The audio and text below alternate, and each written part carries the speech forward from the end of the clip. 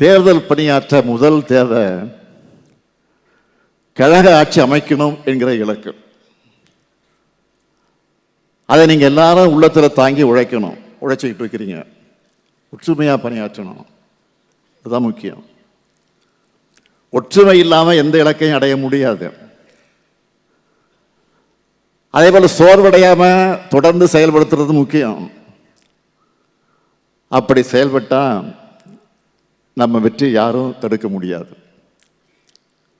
என்னுடைய வாக்குச்சாவடியில் திமுக கூட்டணியை வெற்றி பெற செய்வோம் என்று ஒவ்வொரு கழக உடன்பிறப்பும் உறுதியேற்று களப்பணி ஆற்றினால் எல்லா வாக்குச்சாவடிகளிலையும் முன்னிலை பெற்று 2026 7வது முறையாக கழக ஆட்சி அமைவது உறுதியாகிவிடும். 2026 நடக்க இருக்கக்கூடிய ஜனநாயக தேர்தல் தமிழ்நாட்டினுடைய எதிர்காலத்தை நிர்ணயிக்கிற தேர்தல்.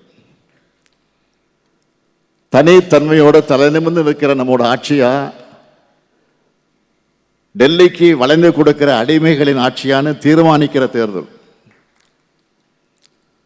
தமிழ்நாட்டோட சுயமரியாதையும் தனித்தன்மையும் காப்பாற்ற போகிற தேர்தல்.